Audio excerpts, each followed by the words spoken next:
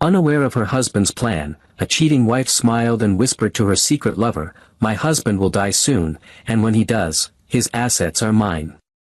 She thought her scheme was flawless, her betrayal hidden, her poison working slowly. But what she didn't know was that the man she wanted dead was already a step ahead, and what he did next would shock her, her lover, and even the children she thought would inherit his empire.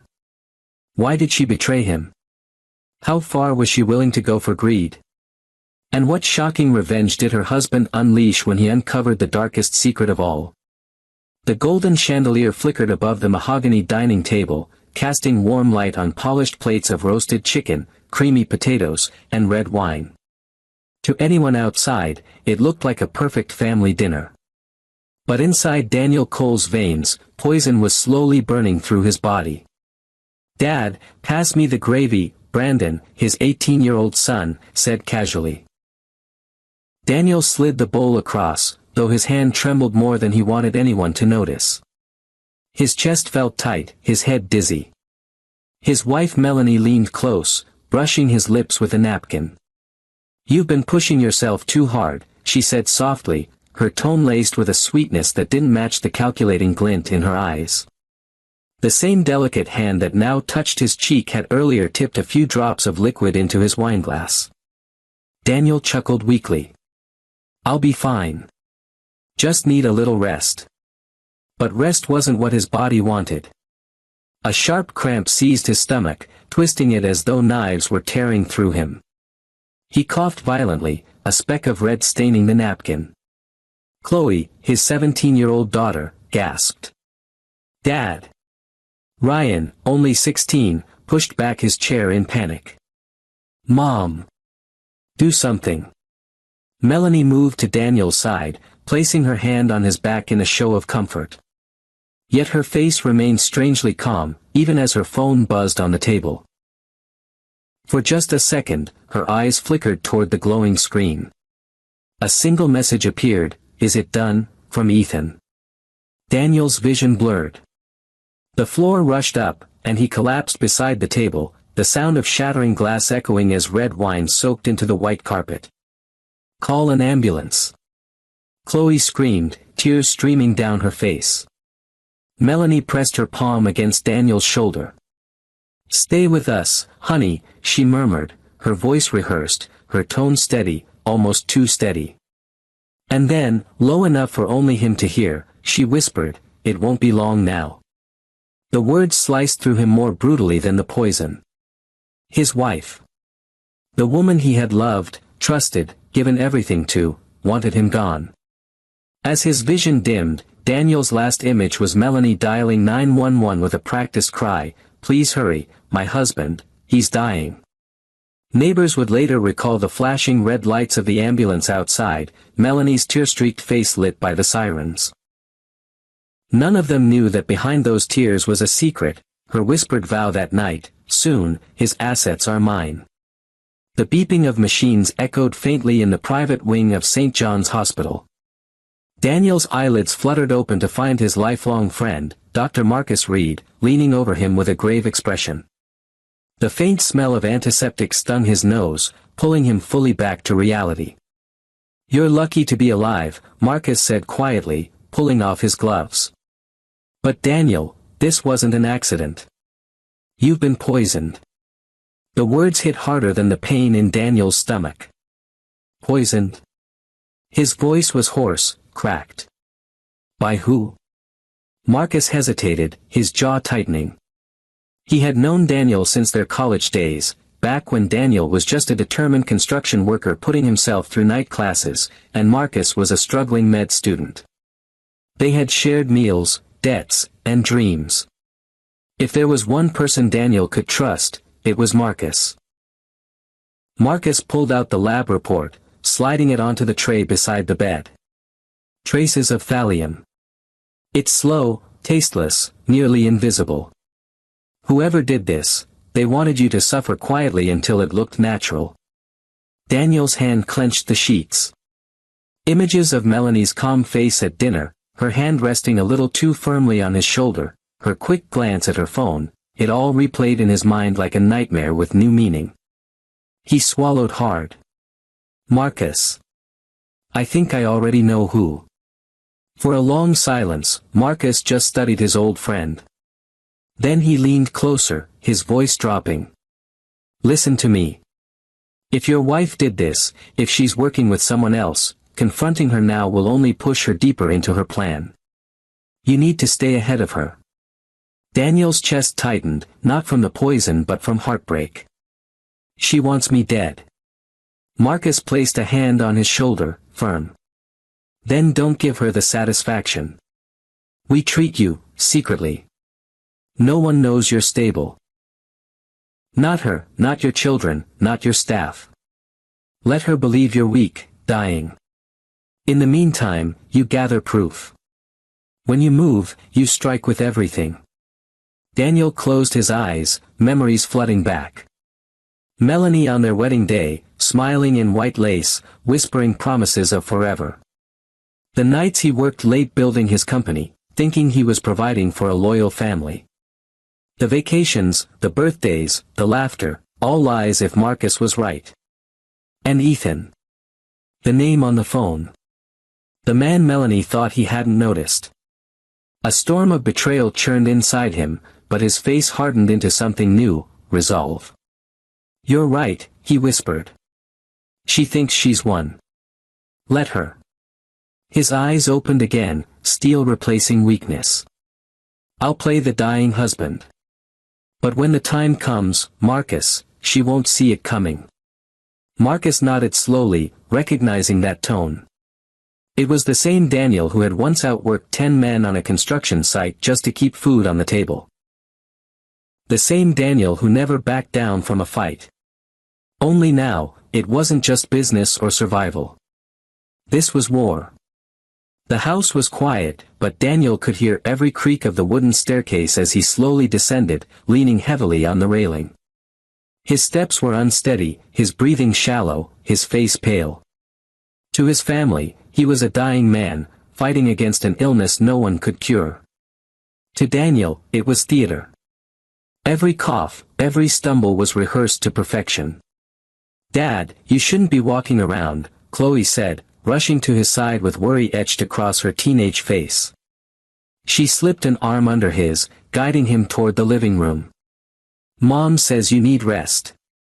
Daniel gave her a weak smile. I don't want to spend my last days lying in bed, sweetheart. His voice cracked deliberately, like a man at death's door. Inside, however, his mind was razor sharp, every detail locked on the truth. Melanie swept into the room, her silk robe flowing behind her. Her expression was the perfect mask of concern, but her eyes betrayed something else, impatience. Daniel, please, she said, taking his hand gently.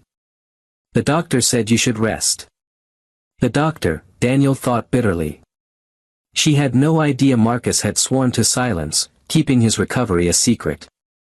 To her, Marcus had confirmed that her husband's condition was irreversible. Daniel allowed her to fuss, his frailty convincing even the children. But as soon as night fell and the house went quiet, he slipped into his study. Behind the shelves of leather-bound books, he had hidden small recording devices, each carefully placed to capture conversations. That night, one paid off. From the bedroom, he heard her voice through the receiver in his drawer. Melanie's whisper was low but sharp. It's working, Ethan. He can barely walk. A few more weeks, and Daniel will be gone. Ethan's laughter followed, cruel and smug. Then it's ours, Mel. The company, the house, everything. We'll finally be free. Daniel's grip tightened on the device until his knuckles turned white. Every word was a knife in his chest, but he forced himself to listen. Melanie's voice softened. Just be patient. Once he's gone, no one can stop us. The kids are practically yours already. A pause. Then Ethan chuckled. They are mine, Melanie. Don't forget that. Daniel's blood ran cold. He replayed the sentence over and over in his head. They are mine. What did he mean? Was it arrogance, or something deeper? Daniel sank into his chair, his body trembling, not from poison, but from realization. If Ethan's words meant what he suspected, then his entire life had been built on lies deeper than betrayal. A knock at the door jolted him. "Dad?" Brandon's voice called. "You okay in there?" Daniel forced a cough, hiding the recorder under papers. "Yes, son. Just reading." As Brandon's footsteps faded, Daniel leaned back, staring into the shadows. His performance as the dying husband had only just begun. But now, he needed answers. About his wife. About her lover. And, most painfully, about the children he thought were his. Rain tapped against the wide windows of Daniel's study as he sat alone, staring into the night. His body looked weak, hunched over the desk, but his mind was a storm. Ethan's words replayed in his head, "They are mine, Melanie. Don't forget that." The next morning, Daniel made a quiet call from his office phone, one Melanie never checked. "Mr. Lawson," he said when the line picked up, "I need answers. Discreet. Fast." Mr. Lawson was the city's most trusted private investigator, a man who had once worked for corporate giants to uncover fraud and corruption. But this time, the case wasn't about money. It was about blood. 2 weeks passed in excruciating silence. Daniel continued his performance of the dying man, limping through the halls, coughing into handkerchiefs, pretending to sleep through dinners. Melanie grew bolder, her whispers to Ethan more careless, her patience wearing thin. The children, too, seemed distant. Brandon came home late, Chloe scrolled endlessly on her phone, Ryan barely looked up from his video games. Not once did Daniel feel the warmth of genuine concern from them. Then came the knock. A discreet tap at the back entrance, late at night. Daniel opened it to find Lawson standing there, trench coat dripping from the rain, a sealed envelope in his hand. "You sure you're ready for this?" Lawson asked, his voice grave. Daniel's throat tightened. "Just give it to me." Lawson placed the envelope on the desk and left without another word. Daniel sat, staring at it, his hands trembling. Finally, he tore it open. Inside were the DNA results. His eyes scanned the lines once, twice, then a third time, but the words didn't change. Brandon Cole, 0% paternal match. Chloe Cole, 0% paternal match. Ryan Cole, 0% paternal match. Daniel's breath caught, and the room seemed to tilt around him. Not one. Not a single child was his. The life he had lived, the birthdays, the Christmas mornings, the proud school events, the hugs that had healed his tired heart, they all crashed down in an instant. He slammed the papers onto the desk, his chest heaving. Memories flashed like cruel lightning. Melanie smiling, telling him during their honeymoon, "I can't wait to give you children." The night Chloe was born, Melanie gripping his hand, whispering, "She looks just like you." Brandon's first baseball game, running into Daniel's arms shouting, "Thanks, Dad." All lies. All poisoned, not by chemicals, but by betrayal. Daniel pressed his fists against his eyes, willing himself not to break.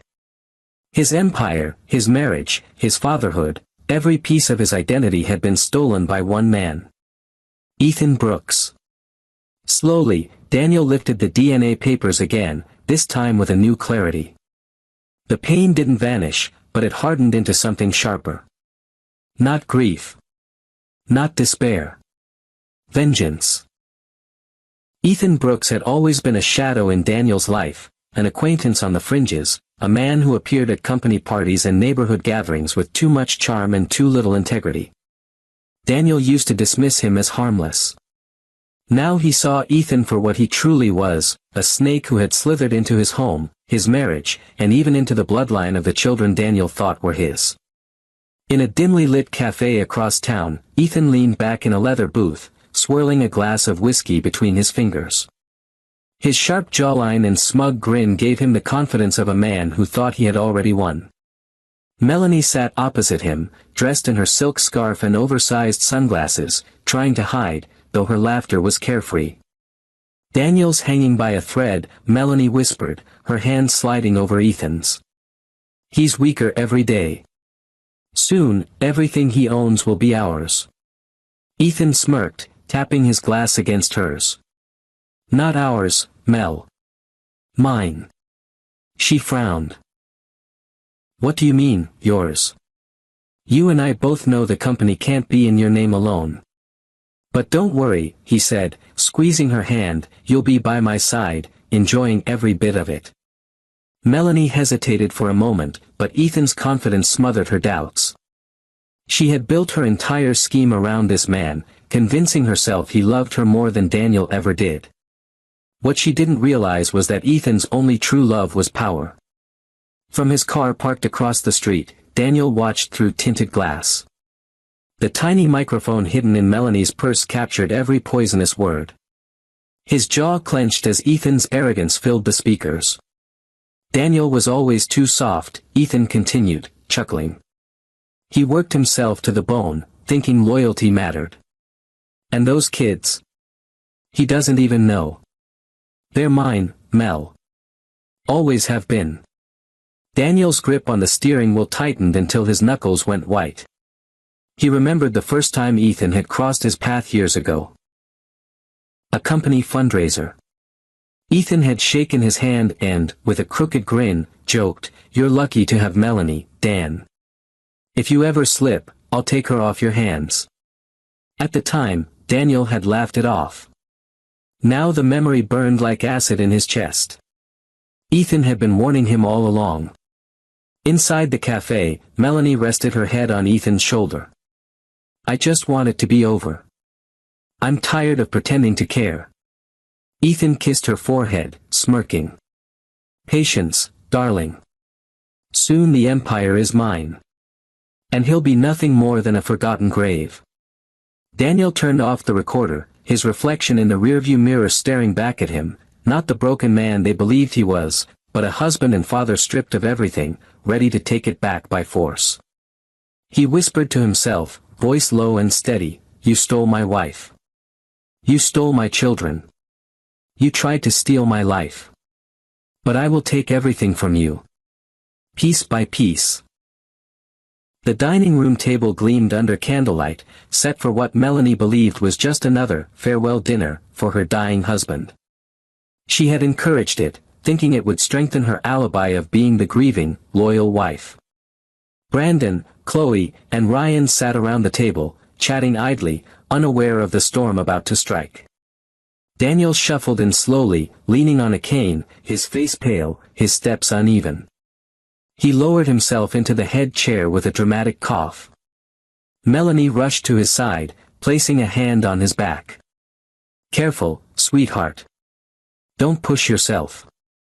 Daniel looked up at her, his eyes glassy but sharp beneath the weakness he projected. "I won't be here much longer," he said hoarsely. "But before I go, there are truths that must come to light." The children fell silent. Melanie forced a tear, already rehearsing her sobs. "Don't talk like that," she whispered. Daniel lifted a small black remote from his pocket and pressed a button. From the corner of the room, hidden speakers crackled to life. Melanie's voice filled the air. "It's working, Ethan. He can barely walk. A few more weeks, and Daniel will be gone." The children froze, eyes darting to their mother. Brandon's mouth dropped open. Chloe whispered, "Mom." Daniel's gaze never left Melanie. He clicked again. Ethan's laughter boomed from the speakers. "Then it's ours, Mel. The company, the house, everything. The kids are practically mine already." Ryan pushed back his chair violently. "What is this? Mom, what is he talking about?" Melanie stood, her face pale, her hands trembling. "Daniel, stop this. They don't need to hear lies." But Daniel cut her off, his weak voice suddenly firm. "These aren't lies." He reached into his coat and pulled out an envelope. His hands shook as he laid 3 sheets on the table, sliding them toward his children. DNA results. Brandon. Chloe. Ryan. None of you are mine. Chloe gasped, tears flooding her eyes. That's not true. She snatched the paper, scanning it desperately, her lips trembling. No, no. Brandon looked at his mother with fury. You told me Dad was my hero, you lied. Ryan's face was a mask of confusion and rage. Who's Ethan? Daniel leaned back in his chair, coughing weakly. His eyes, however, burned with controlled fire. He's your real father. The man your mother betrayed me with for nearly 2 decades. The room exploded. Brandon shoved his chair back. Chloe sobbed uncontrollably. Ryan shouted, Mom, say something. But Melanie stood frozen, her mask crumbling. Tears streamed down her face, but not from guilt, only from being exposed. Daniel, she whispered, her voice shaking, how could you do this to them? Daniel stared at her, his voice steady. No, Melanie. How could you do this to me? For the first time, the children looked at their mother not with love, but with suspicion. The empire she thought was hers had just begun to crumble. The house was heavy with silence after the disastrous dinner. Chloe locked herself in her room, crying. Brandon stormed out and hadn't returned. Ryan sat on the porch, staring blankly into the night. The family Melanie thought she controlled was unraveling before her eyes. She paced the bedroom in frantic steps, her silk nightgown trailing across the carpet. He knows, Ethan, she whispered into the phone, clutching it tightly. He played recordings, DNA tests, everything. He's exposing me to the kids. On the other end, Ethan's voice was sharp, irritated. Then finish it, Mel. You've come this far. If he survives, he'll ruin us both. Melanie's breath caught. I can't just. You can and you will, Ethan cut in, his tone icy. Remember what's at stake. His empire, his money. Do you want to go back to being nobody? Because without me, you'll have nothing. Her eyes darted to the mirror. For the first time in years, she didn't see the glamorous socialite she had molded herself into.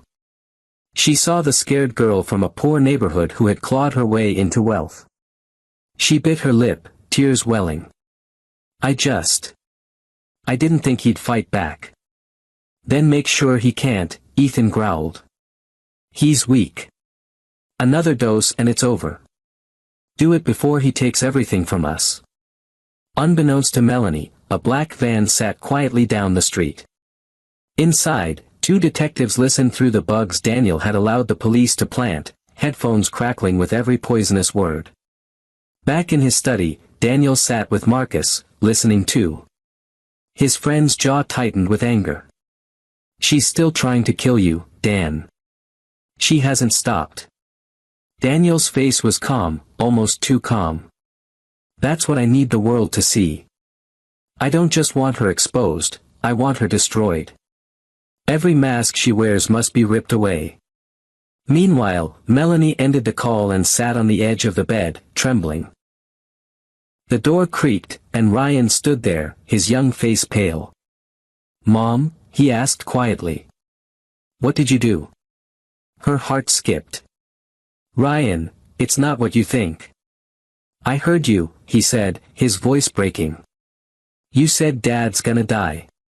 You and some man, you're planning it. Tears streamed down his face. Why, Mom? Why would you do that? Melanie rushed toward him, grabbing his shoulders. Sweetheart, listen to me. Your father, he's cruel. He doesn't love us. I'm doing this for you. But Ryan pulled away, horror in his eyes. No, you're doing it for yourself. He ran down the hall, his footsteps pounding. Melanie's chest tightened, panic clawing at her throat. Her family was slipping away, Ethan was growing impatient, and the walls around her were closing in. She didn't know it yet, but every word, every desperate lie, was being recorded. And Daniel was patiently waiting for the perfect moment to strike. The night was thick with silence, broken only by the soft hum of crickets outside the Cole mansion. Melanie sat in the living room, staring at the half-empty glass of wine on the coffee table. Her hands shook as she clutched the vial Ethan had given her earlier that evening. "One more dose," he'd said. "One more, and Daniel would never wake up again." Her phone buzzed. Ethan's voice hissed through the line. "Do it tonight. Don't drag this out." Melanie glanced toward the staircase where Daniel's shadow lingered. He had just retired to bed, coughing and stumbling as though he barely had the strength to climb the stairs. She rose slowly, clutching the vial like a lifeline. Her heart hammered as she whispered back, "Fine. Tonight." But outside, in the darkness, the black van's doors slid open. Detectives in bulletproof vests moved silently across the lawn, their radios whispering. Inside the van, Marcus sat with Daniel, both men listening to the live feed from the wire hidden under Melanie's bracelet. Daniel's eyes, cold and unblinking, stayed fixed on the monitor. "This is it," he murmured. Upstairs, Melanie pushed the bedroom door open. She tiptoed to the nightstand, pulling Daniel's glass of water closer. Her trembling fingers twisted the vial open. The clear liquid trickled toward the rim. Freeze! The bedroom door slammed open, and a flood of officers stormed in, guns raised, flashlights blinding. Melanie screamed, the vial slipping from her hands and shattering on the hardwood floor. "No, no, this isn't what it looks like," she shrieked, backing against the wall. Her hair fell into her face as she raised trembling hands. But the officers were unmoved. One read her rights in a firm, cold tone while another snapped cuffs around her wrists. Downstairs, the front door burst open. Ethan, slipping inside in his usual arrogance, froze as red and blue lights flooded the house. "What the hell?" he muttered before officers tackled him to the ground. "You're under arrest for conspiracy to commit murder," one barked, pinning his arms. Ethan thrashed violently. "This is a mistake. I didn't." But then his eyes met Daniel's.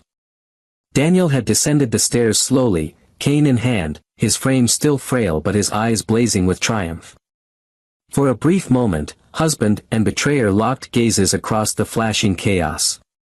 Ethan's bravado faltered, and he spat, "You set me up." Daniel's lips curled into the faintest smile. "No, Ethan. You set yourself up." As Melanie was dragged past him in cuffs, her face streaked with tears and smeared mascara, she lunged toward Daniel, screaming. "You can't do this to me. I gave you children. I gave you everything." Daniel's face hardened, his voice low and cutting. "You didn't give me children, Melanie. You gave me lies." The neighbors gathered outside, whispering as the once perfect family was hauled away in disgrace. The flashing lights painted the mansion in shame. And Daniel, standing tall at last, knew this was only the beginning. The courtroom buzzed with anticipation as reporters scribbled in notepads and cameras clicked from the gallery. This was no ordinary trial, it was the unraveling of one of the city's most powerful families. The air was thick with tension as Daniel Cole entered, walking with measured steps, cane in hand. His pale complexion fooled many into believing he was still sick, but his eyes betrayed a quiet, dangerous strength. Across the aisle, Melanie sat at the defense table, her hair perfectly styled, her lips painted red, as if trying to mask the ruin behind her facade. Ethan sat beside her, cuffed and stone-faced, though every so often he shot her a glare, the cracks in their alliance widening. Case number 1147, the State vs. Melanie Cole and Ethan Brooks, the bailiff announced. Charges, attempted murder, conspiracy, and fraud. The judge, a stern woman with steel-gray hair, adjusted her glasses. "Let's proceed." Melanie's lawyer, a slick man in a navy suit, rose first. "Your Honor," my client is a devoted wife who has been falsely accused. She has stood by her husband for years, raising 3 children, maintaining a home, and supporting his empire. These accusations are nothing more than a desperate attempt by Mr. Cole to disinherit her. Daniel's lawyer, Mr. Hartman, a seasoned bulldog of an attorney, stood slowly. With respect, Your Honor, devotion does not usually come in the form of poison vials, recorded confessions, or secret affairs. We have audio evidence of Mrs. Cole and Mr. Brooks plotting Mr. Cole's death. And we have physical evidence of thallium poison found in the defendant's possession. Gasps rippled through the gallery. Reporters' pens scratched furiously. Melanie shifted in her chair, her calm mask cracking. Those recordings are taken out of context, she cried. Daniel is manipulating everything. Daniel sat still, his gaze cold, saying nothing. Then Mr. Hartman pulled out a folder and placed it on the judge's bench. And furthermore, Your Honor, these are DNA test results proving that the 3 children raised as Mr. Cole's are not his biological children, but in fact, Mr. Brooks. Mrs. Cole not only attempted to murder her husband, she deceived him for nearly 2 decades, hoping to seize his fortune through fraud and lies. The courtroom erupted. Melanie's face drained of color, her hand clutching the table. Brandon, Chloe, and Ryan sat in the gallery, their faces red with shame, whispers chasing them like shadows. Melanie shot to her feet, her voice shrill. Lies. All lies. You can't erase me, Daniel. I am your wife. By law, I am entitled to half of everything you own. Daniel finally rose, his voice calm but deadly. No, Melanie. You were my executioner in disguise. You poisoned my body, but you will never touch my legacy. The judge slammed her gavel, restoring order. Enough. The court will hear all evidence before judgment. As Melanie sank back into her chair, her hands trembling, Ethan leaned toward her with a smirk. Told you not to get caught. For the first time, Melanie realized, she wasn't just fighting Daniel. She was losing Ethan, too. The second day of trial began with tension so thick it felt like the walls of the courtroom might crack. Daniel sat calm, his cane resting beside him, his expression unreadable. Melanie, however, shifted in her seat, her once flawless composure fraying like old fabric. Ethan sat stiffly, his cuffed wrists resting on the table. He had barely spoken since the arrest, his usual arrogance dulled by the weight of the charges. But when the prosecutor offered him a deal that morning, reduced sentencing in exchange for testimony, his silence broke. Mr. Brooks, the prosecutor said, stepping forward. You've claimed before that this was Mrs. Cole's plan. Is that correct? Ethan leaned toward the microphone, his voice steady but tinged with venom. That's exactly correct. Melanie masterminded everything.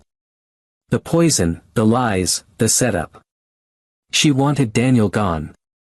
I just went along because she promised me the empire afterward. Melanie's head snapped toward him, her eyes wide with betrayal. Ethan, she gasped. You said we were in this together. Ethan gave a bitter laugh. Together? Mel, I never loved you.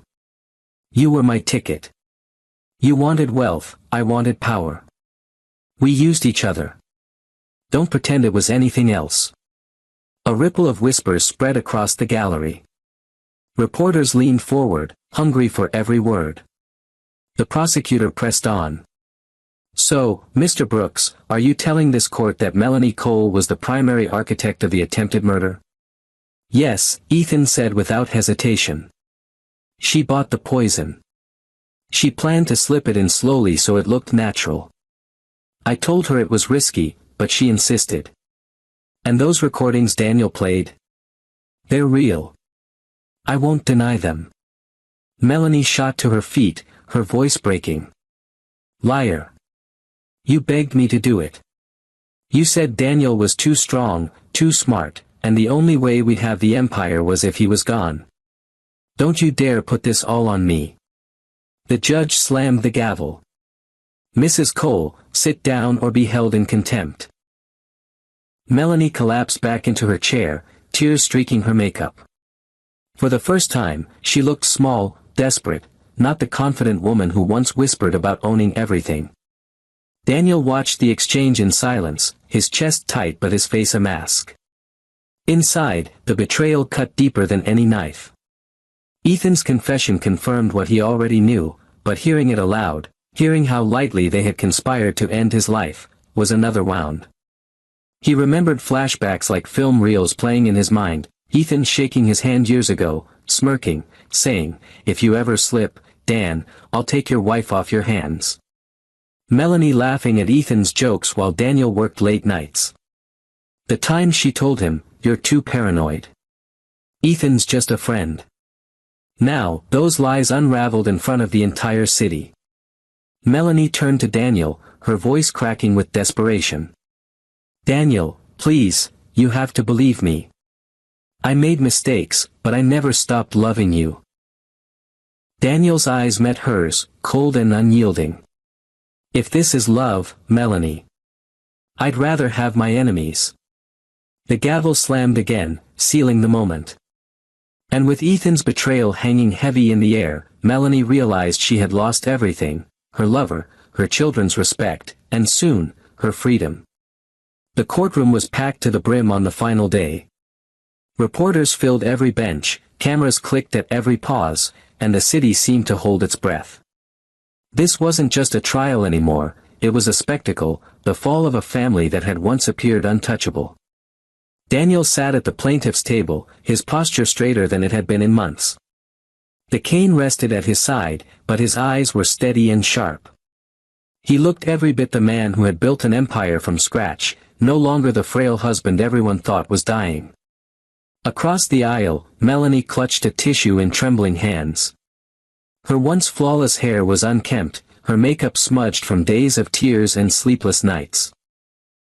Beside her, Ethan stared blankly at the floor, his cocky grin long gone.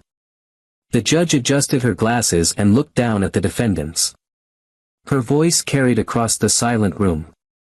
"Having considered the evidence, the recordings, the toxicology reports, the testimony from Mr. Brooks, and the DNA proof of deception, the court finds both defendants guilty of attempted murder and conspiracy to defraud."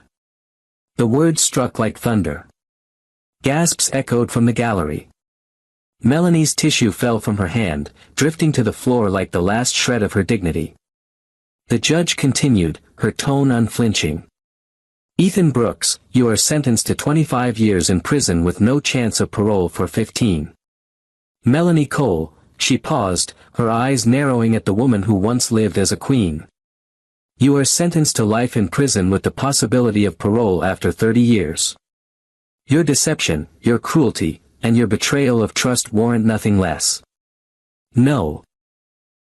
Melanie screamed, standing abruptly. "You can't do this. I was his wife. I was entitled to everything." The gavel slammed. Silence in the court. Daniel rose slowly, his voice calm but cutting. "You weren't my wife, Melanie. You were my executioner.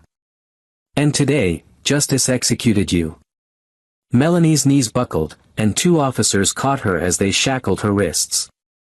She turned toward Daniel, her eyes wide with panic. "Daniel, please. Don't let them take me. Think of the children." Daniel's gaze didn't waver. "The children are Ethan's. And they'll learn, just as you are now, that betrayal carries a price." The gallery buzzed with whispers as the officers dragged Melanie and Ethan away. Cameras flashed, capturing the moment their masks fell completely. The judge struck the gavel one final time. "Court is adjourned." Daniel stood still for a moment, the noise of the room fading around him. Reporters shouted questions, microphones pushed toward him, but he ignored them all. Slowly, he picked up his cane and walked out of the courtroom, each step echoing with dignity. Outside, the sunlight broke through heavy clouds, casting its light on him as though the heavens themselves were closing the case. For the first time in years, Daniel breathed freely. But though the court had given him justice, his heart carried scars that no gavel could erase. Weeks after the verdict, the Cole mansion stood quiet. Once filled with laughter, lies, and lavish parties, it was now just an empty monument to betrayal. Daniel walked through its grand halls one last time, the echoes of footsteps reminding him of all the memories, some real, most poisoned. He paused at the family portraits lining the staircase. Smiling faces. Vacations. Birthdays. None of them his children. None of them truly his. With a deep breath, he turned away. The mansion was sold, its profits locked safely in a trust beyond Melanie's reach.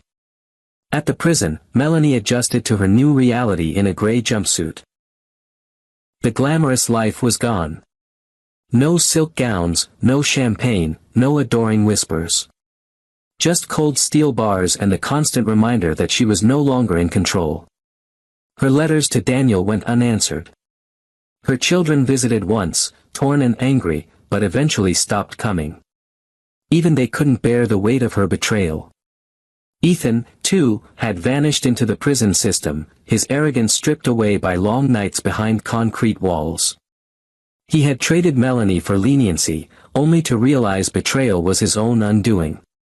Other inmates didn't care about his past wealth or his charm. To them, he was just another man who fell too far, too fast. Meanwhile, Daniel built a quieter life. He moved into a modest but elegant home outside the city, surrounded by tall oaks and silence. Marcus visited often, bringing dinner and laughter, reminding him that true friendship had been the anchor through the storm. One evening, sitting on the porch with Marcus, Daniel sipped tea and stared at the fading sunset. "I lost everything I thought mattered," he said softly. "My wife. My children. The family I believed in. All of it was built on lies." Marcus nodded, his voice steady. "But you didn't lose yourself. That's what they couldn't take, Dan. You're still here. Still standing." Daniel looked down at his hands, hands that had once built skyscrapers, signed million-dollar contracts, held the tiny fingers of children he thought were his own. He clenched them into fists, then let them go. "They poisoned my body," he whispered, his voice carrying the weight of a man who had endured hell and returned. "But I poisoned their legacy. They'll be remembered not for what they stole, but for how they fell." The crickets sang in the background, the night air cool against his face. For the first time in a long time, Daniel felt peace. Not happiness, too many scars ran too deep, but peace. And in that peace, there was strength. The camera of life had turned, and Melanie's chapter was over. Daniel's wasn't. Because while betrayal had nearly killed him, it had also taught him the greatest lesson of all: those who plot in shadows eventually choke on their own darkness. And with that truth, Daniel Cole, scarred, betrayed, but undefeated, closed the door on his past and stepped into whatever future lay ahead.